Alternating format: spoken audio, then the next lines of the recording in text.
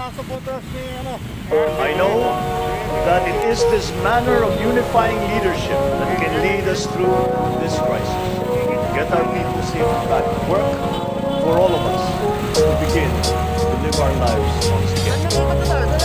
And that is why I am today announcing my intention to run for the presidency. Kung ako tatanungin, isa lang aking gusto, ang maupo sa pwesto at itong napili ko. At alam ko na di lang ako ang may gusto nito. Libo-libo kami nagtitiwala sa iyo na ipagpatuloy ka nung ginawa ng iyong ama. Kahirapan na kami itong umupo na ay iba.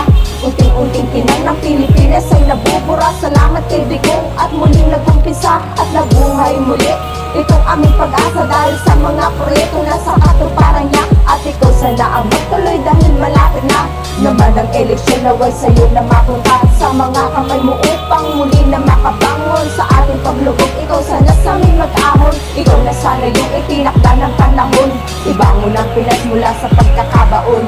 Kami natuto na at di namin nahahayaan magpaloko at masilaw dyan sa mga dilawan. Tanging alam lamang pabangunin ka lang pangalan pagkatapos ng halalan, di naman magampanan. Pinangako ang proyekto na ngayon wala pa rin.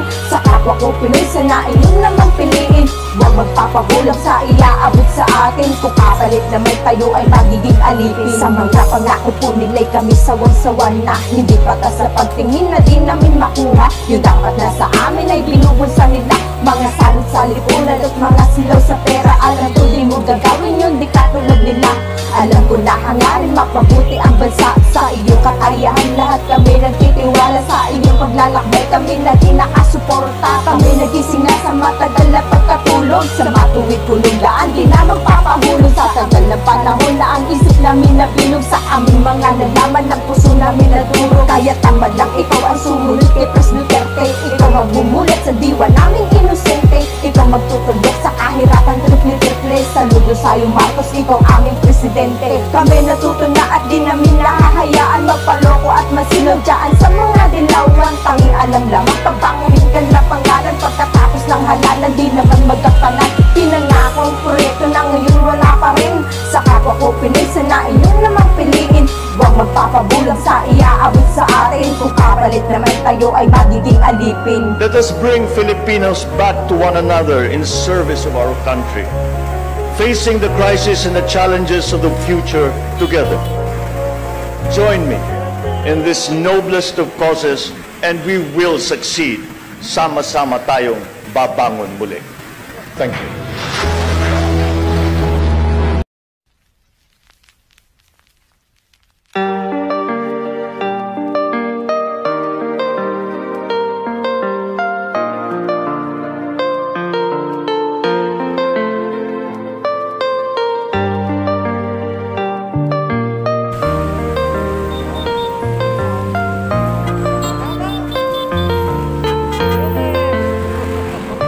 Marami ang nagtatanong bakit siya ang nagustuhan. Dahil ba siya ang angat at gusto ng karamihan, no? Di kaya naman ako ay kanyang binayaran. Pres, lilinawin ko, di ganoon kanyang galawan. Bakit daw hindi sila ninaina ng ating bayan? Bakit hindi si Yorme na tunay na makabayan? Bakit hindi si Pacquiao na may paninindigan? Ba't ikaw aking pinili? Ngayon sasagutin ko yan. Sa kanya ko lamang nakikita ang pag-asa. May iisang layunin at lalong hindi paasa. Siya lamang ang sagot upang muli na matamasa masaganang pamumuhay kahit mayroong pandemya. Ikaw inaasahan magpatuloy ng proyekto, mga nasimulan na magaling nating Pangulo. Hindi yun na nakawin ang nakalaan na pondo, na ultimo ay piso para sa aming Pilipino. Tayo'y gumising ng lahat, siya ang ating ipanalo. Imulat ang mata kung gusto mo ng pagbabago. Huwag na magpaloko sa gumagawa ng kwento na wala nang ginawang makapanira lang ng tao. Isipin mong mabuti kung sino ang nararapat, kung sinong totoo at sa tungkulin ay tapat. Kung puro salitan lamang ay di iyan sapat. Siya lang karapat, dapat iluklok nating lahat. Gusto natin umunlad, ngunit tayo'y naging bulag. Tayo'y naging bingi sa gusto niyang mapahayag. Pinili nating tao na wala namang ambag. Pinili natin yung mga wala namang habag. Ayaw niyo sa kanya kasi siya ay masama. Yan ang ating alam dahil iyan na sa balita. Pero ni isa wala sa kanyang mga nagawa. Napalabas sa TV at tayo puro dada. Ayaw nyo sa kanya sa pwede niya na magawa. Mapabuti at mapaunlad itong ating bansa. Mapamura ang bilihin, tumaas ang ating kita. Wala yang imposible sa pamamalakad niya. Ngayon kami ay nagising sa kung ano ang totoo. Milyon-milyon kami nakasuporta sa iyo. Kami ay Pilipino na hangad ng pagbabago. Kaya naman ikaw ang aming ibuboto. Tayo'y gumising ng lahat, siya ang ating ipanalo. Imulat ang mata kung gusto mo ng pagbabago. Huwag na magpaloko sa gumagawa ng kwento na wala nang ginawang makapanira lang ng tao. Isipin mong mabuti kung sino ang nararapat, kung sinong totoo at sa tungkulin ay tapat. Kung puro salitan lamang ay di iyan sapat. Siya lang karapat, dapat iluklok nating lahat. Tayo'y gumising ng lahat, siya ang ating ipanalo. Imulat ang mata kung gusto mo ng pagbabago. Huwag na magpaloko sa gumagawa ng kwento na wala nang ginawang makapanira lang ng tao. Isipin mong mabuti kung sino ang nararapat, kung sinong totoo at sa tungkulin ay tapat. Kung puro salitan lamang ay di iyan sapat. Siya lang karapat, dapat iluklok nating lahat.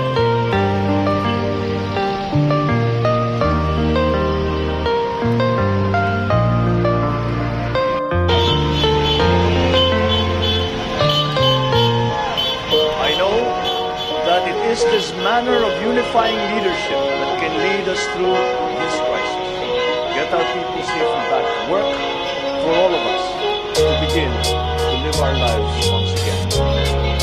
And that is why I am today announcing my intention to run for the presidency of the Philippines. Kung akong tatanungin, isa lang aking gusto, ang maupo sa pwesto at itong napili ko. At alam ko na di lang ako ang may gusto nito. Libo-libo kami nagtitiwala sa iyo na ipagpatuloy planong ginawa ng iyong ama. Kahirapan na kami tong umupo na ay iba. Unting-unting tinay ng Pilipinas ay nabubura. Salamat kay Bigong at muling nagumpisa at nabuhay muli. Itong aming pag-asa dahil sa mga proyekto na sa katuparan niya. At ikaw sana ang magtuloy dahil malapit na naman ang eleksyon, naway sa'yo na mapunta sa mga kamay mo upang muli na makabangon sa ating paglubog. Ikaw sana sa amin mag-ahon, ikaw na sana yung itinakda ng panahon.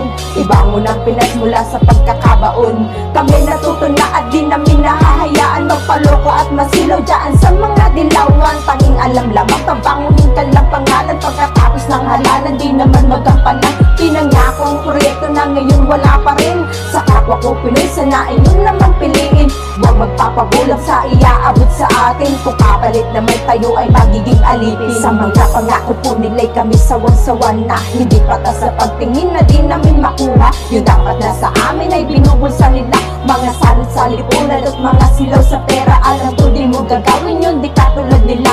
Alam ko na hangarin mapabuti ang bansa. Sa iyong kakayahan lahat kami nagtitiwala. Sa iyong paglalakbay kami lagi nakasuporta. Kami nagising na sa matagal na pagkatulog. Sa matuwid kulong daan di na magpapahulog. Sa tagal ng panahon na ang isip namin nabilog. Sa aming mga nalaman ng puso namin naduro. Kaya tama lang ikaw ang sumunod kay Pres Duterte. Ikaw ang bumulat sa diwa naming inosente. Ikaw magtutulog sa kahirapan triple-triple. Saludo sa'yo Marcos, ikaw aming presidente. Kami natuto na at di namin nahahayaan magpaloko at masilaw dyan sa mga dilawan. Tanging alam lamang pabanguhin ka na pangalan. Pagkatapos ng halalan di naman magkapanan. Pinangako ang proyekto na ngayon wala pa rin. Sa kapwa ko Pinoy sana inyong namang piliin. Huwag magpapabulang sa iaabot sa atin. Kung kapalit naman tayo ay magiging alipin. Let us bring Filipinos back to one another in service of our country, facing the crisis and the challenges of the future together. Join me in this noblest of causes and we will succeed. Sama-sama tayong babangon muli. Thank you.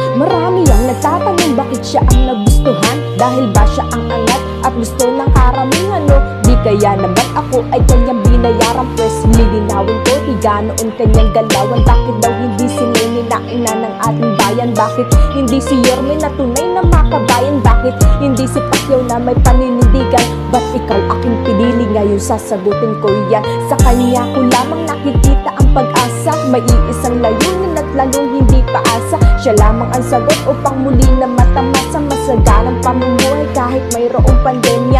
Ikaw inaasahan magpatuloy ng proyekto, mga nasimulan na magaling nating Pangulo. Hindi yun na nakawin ng nakalaan na pondo, na ultimo ay piso para sa aming Pilipino. Tayo'y gumising ng lahat, siya ang ating ipanalo. Imulat ang mata kung gusto mo ng pagbabago. Huwag na magpaloko sa gumagawa ng kwento na wala nang ginawang makapanira lang ng tao. Isipin mong mabuti kung sino ang nararapat, kung sinong totoo at sa tungkulin ay tapat.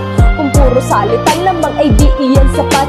Siya lang karapat dapat iluklok nating lahat. Gusto natin umunlad ngunit tayo'y naging bulag. Tayo'y naging bingis sa gusto niyang mapahayag. Pinili nating tao na wala namang ambag. Pinili natin yung mga wala namang habag. Ayaw niyo sa kanya kasi siya ay masama.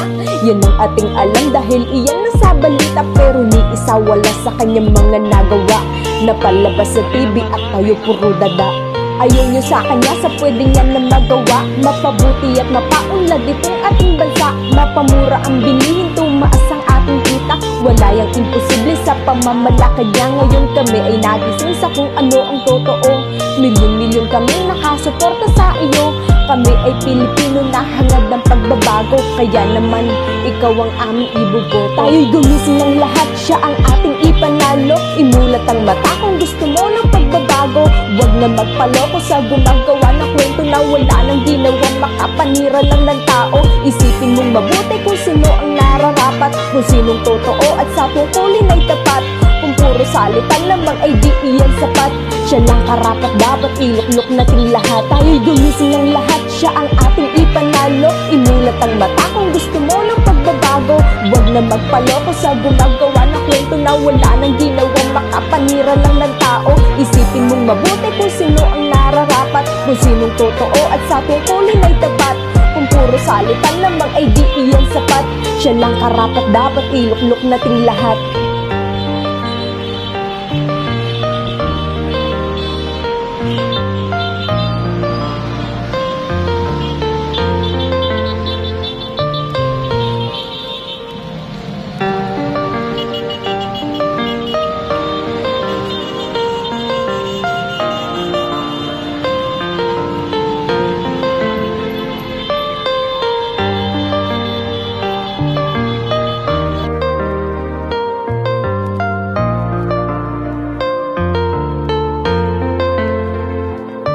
Marami ang nagtatanong bakit siya ang